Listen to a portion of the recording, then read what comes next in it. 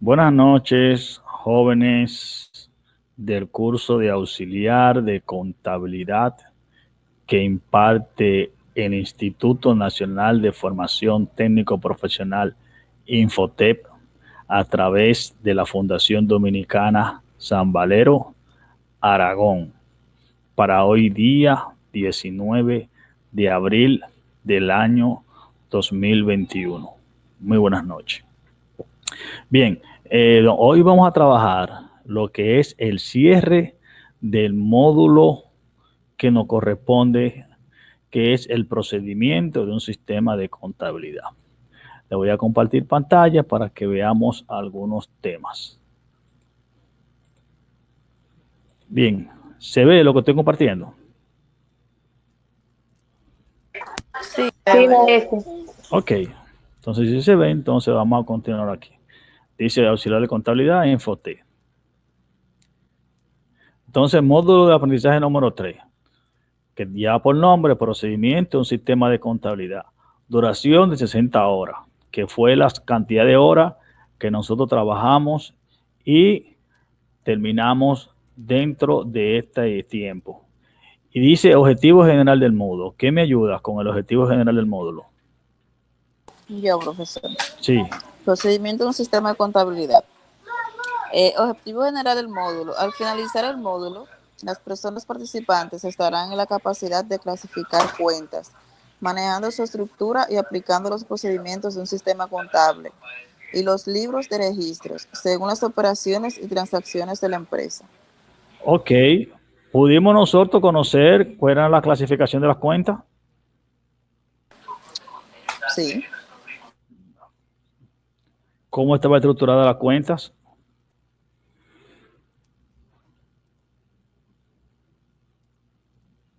¿Cómo se aplica el procedimiento de un sistema contable?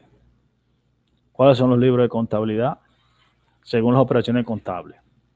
Bien, entonces nosotros vimos este contenido, que era la clasificación de la cuenta, el origen de la cuenta, los libros contables, los documentos de registro, la entrada de diario, el mayor general y por último hablamos de los documentos comerciales como fuente de información.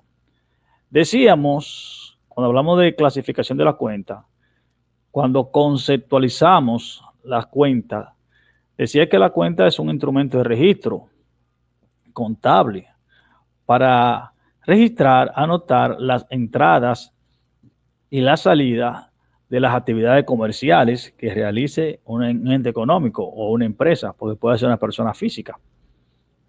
Entonces, las cuentas tienen 4 elementos, que son el código, el nombre, los débitos y los créditos. ¿Recuerdan eso? ¿Quién me puede aportar sobre ese tema? Sobre los elementos de las cuentas. ¿Quién me aporta algo ahí? ¿Quién recuerda?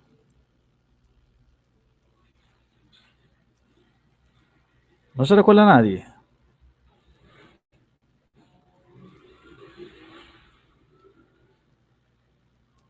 Entonces, los elementos de la cuenta: código, nombre, débito, debio cargo, crédito, haber o abono. Entonces decíamos que el código es una expresión numérica que se utiliza para diferenciar una cuenta de otra. Es un número que se le asigna a cada cuenta independientemente. Y el nombre es una expresión literal, la cual se nombra la cuenta para identificar la otra. Como las cuentas que tienen personalidad, que yo le decía, que es como si fuera un ser humano. Tiene un código, que es un número de cédula, que se identifica, porque la cédula no es más con código de identificación en República Dominicana, y el nombre que usted tiene, que se llama Juan Alberto Rodríguez, para poner un nombre. Entonces, ese es el nombre correcto que usted tiene y un número. Pueden haber varios Juan Alberto Rodríguez, pero Juan Alberto Rodríguez tendrá un solo código, que es el que a nosotros nos interesa, y puede ser que queremos hablar con Juan Alberto Rodríguez, uno que viva en Asua, y un Juan Alberto Rodríguez, uno que viva, vamos a decir, en Mayor. Y quizás usted quiere hablar con uno de ellos y lo va a identificar. ¿Por qué? Por el código, aunque tengan nombres parecidos, el código lo diferencia. Entonces decíamos del lado débito, que es el lado izquierdo de la cuenta, y ese lado izquierdo representa el lado deudor, que se dice que debe o se carga. Normalmente decimos débito, pero hay algunos contadores que dicen cargo. Tenemos entonces el lado derecho, que es el lado crédito, que es el haber o abono, que representa el lado acreedor. Vimos también nosotros que las cuentas se clasifican en cuentas reales o cuentas de balance, las cuentas nominales o cuentas de resultados. Decíamos que las cuentas reales son aquellas que se utilizan para elaborar el balance general o estado de situación. Estas cuentas siempre se mantienen abiertas en toda la vida del negocio, siempre se mantienen con balance. Y las cuentas nominales o cuentas de resultados son aquellas que se utilizan para elaborar el estado de ganancias o pérdidas o estado de resultados. Se les puede llamar de manera indistinta. Estas muestran los resultados de la empresa y deben cerrarse al final de cada ejercicio contable, y esas cuentas se dejan en cero. Cuando se termina el ejercicio contable, se trabajan con un procedimiento que se llama cierre de cuenta y luego se inicia con esa cuenta en el próximo ejercicio en cero, sin balance. Entonces, entre las cuentas reales tenemos el código 1, que son los activos, que los activos representan todos los bienes y derechos que tenga ese ente económico, ya sea un bien tangible o intangible. ¿Cuáles son aquellos bienes tangibles? Aquellos que podemos tocar, como son los billetes, las monedas, y los intangibles son aquellos que no podemos tocar, que solamente son un concepto, como las cuentas por cobrar. Tenemos los pasivos, que comprenden las obligaciones. Antes de hablar de los pasivos, quiero hacer un paréntesis en los activos. Los activos se clasifican también en activos corrientes, también llamados activos circulantes, que son aquellos que se mantienen en movimiento, que no son estáticos, como el efectivo en caja y banco, las cuentas por cobrar, el inventario de mercancía. Esos son activos corrientes o circulantes porque se mantienen entrando y saliendo. El efectivo te compra mercancía, paga a suplidores, paga nómina, le paga a impuestos internos, y siempre el efectivo se mantiene entrando y saliendo, entrando y saliendo. Lo propio de la cuenta por cobrar. Usted le vende a una persona a crédito, es decir, fiado, y usted le cobra a aquel, después le vende a aquel de crédito y se mantiene esa cuenta moviéndose en circulación, entrando y saliendo. Igual que el inventario, usted compra mercancía, suple sus almacenes, vende esa mercancía, sale, y entonces se mantienen entrando y saliendo. Por eso se le llama activos corrientes o circulantes, porque se mantienen en movimiento, de entrada y salida. Están las inversiones, que es cuando la empresa se hace socio de otra empresa como una persona jurídica. Están también lo que son los activos fijos, que también le llamamos propiedad, planta y equipos, que son aquellos activos que la empresa adquiere para sus operaciones, que no tiene la intención de venderlo, como son los terrenos, las edificaciones, el mobiliario y equipo de oficinas, las maquinarias y equipos de transportes, entre otros. Tienen que tener mucho cuidado, jóvenes, y no actuar de manera mecánica cuando se refieren a un activo fijo o un activo corriente. Por ejemplo, una empresa que se dedique, un dealer, ¿verdad?, que se dedique a vender vehículos, sus mercancías es ese vehículo, por lo tanto, es un inventario y pasa a ser dentro de los activos corrientes. Para que no digan que los vehículos son activos fijos, dependiendo de cuál es el concepto, el propósito de esos activos. Por ejemplo, las inmobiliarias que se dedican a comprar y vender terrenos, sus mercancías, su inventario son los terrenos. Entonces, en ese momento, ese terreno no es un activo fijo porque es parte de los inventarios de esa empresa. ¿Me estoy dando a entender? Sí, maestro, está bien claro eso. Entonces, cuando hablamos entonces ya de los activos diferidos, son aquellos activos que van haciendo, se van amortizando con el tiempo, como es el caso de los alquileres pagados por adelantado. Usted tiene una vivienda, un local comercial, y usted se lo va a arrendar por un año, y usted paga el año.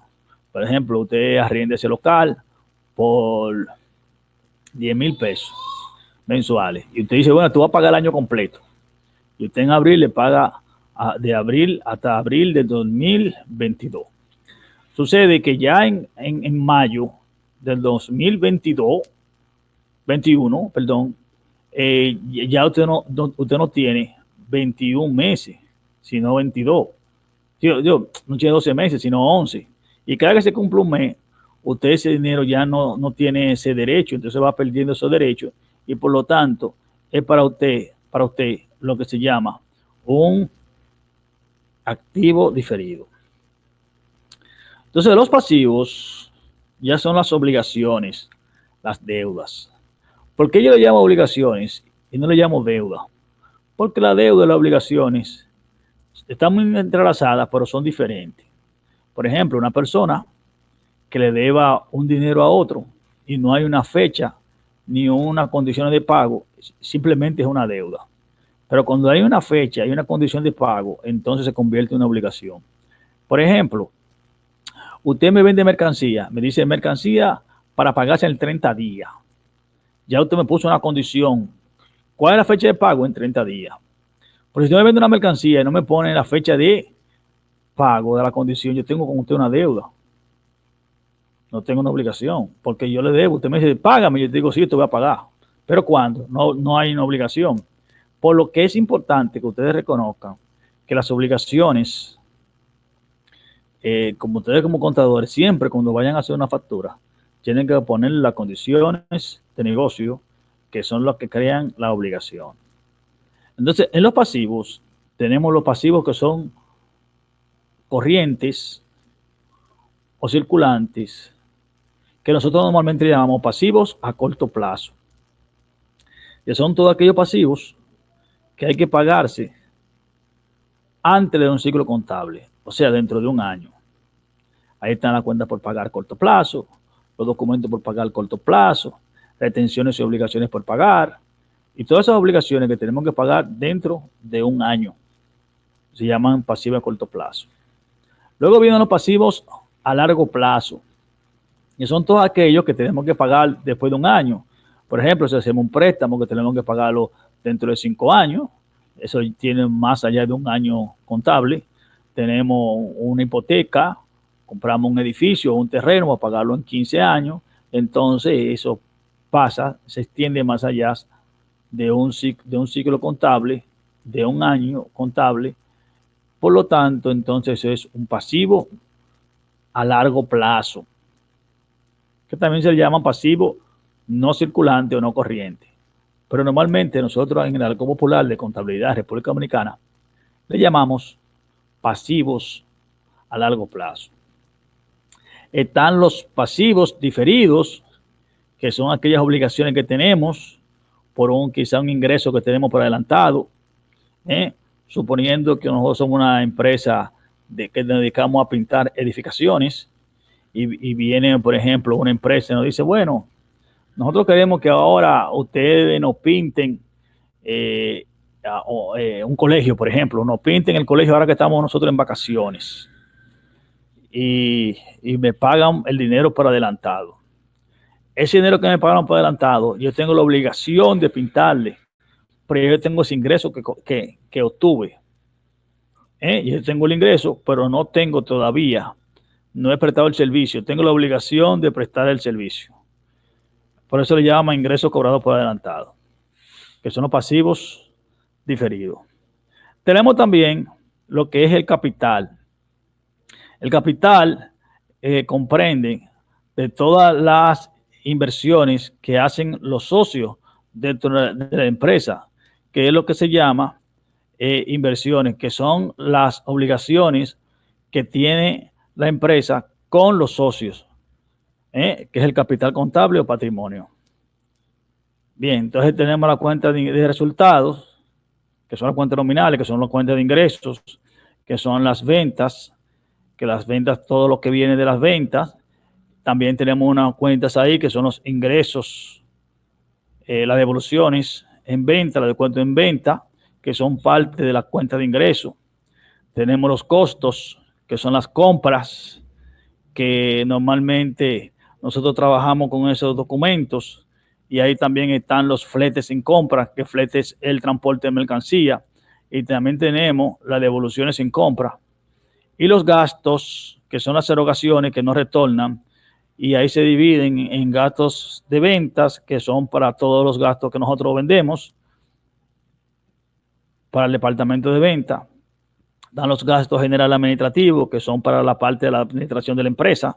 Y los gastos financieros, que son todo lo que nosotros le pagamos a los intermediarios financieros por los servicios que nos brindan.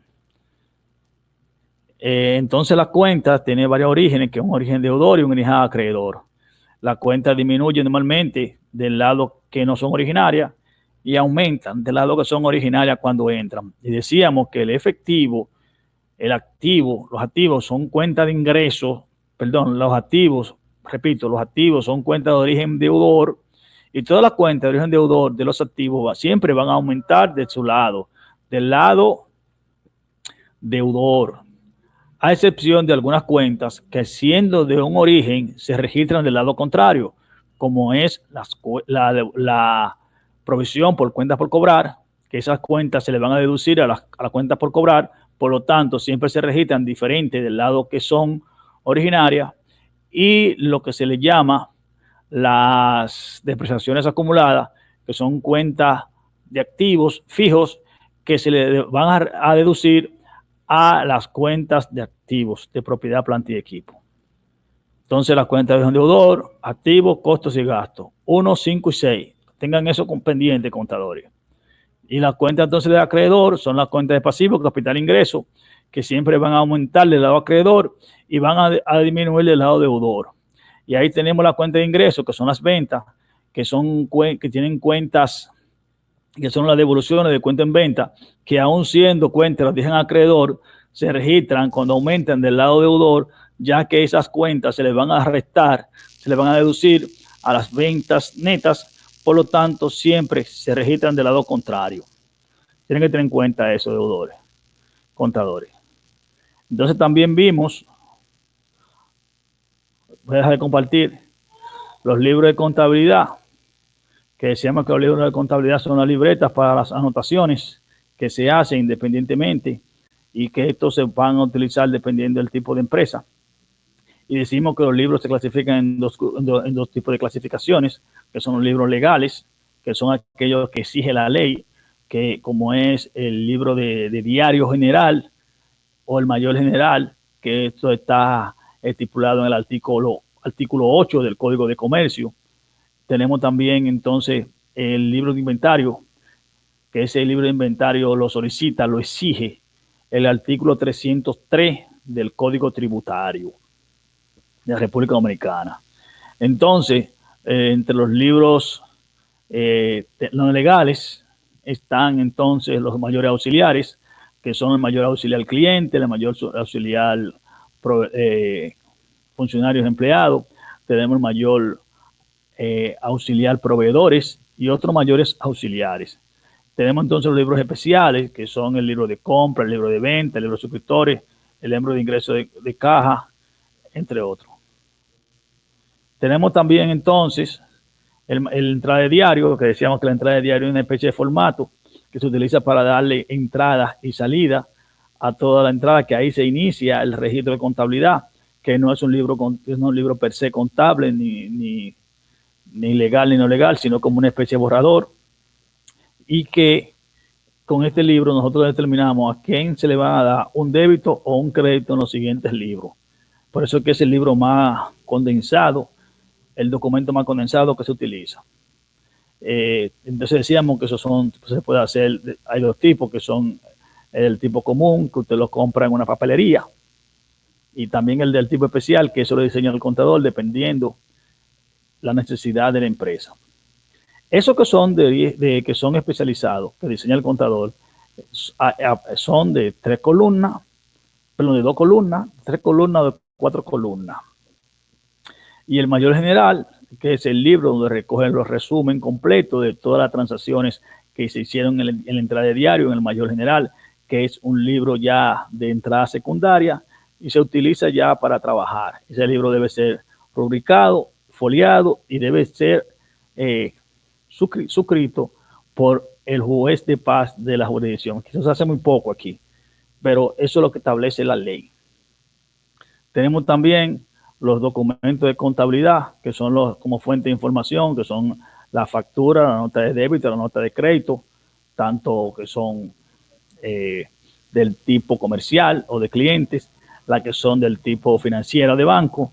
Tenemos también las facturas y esos documentos que son los soportes que se utilizan en contabilidad para demostrar cuál fue la transacción que ocurrió.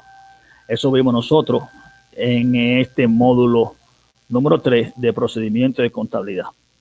¿Hay alguna duda, alguna pregunta que se quedaron con respecto a eso?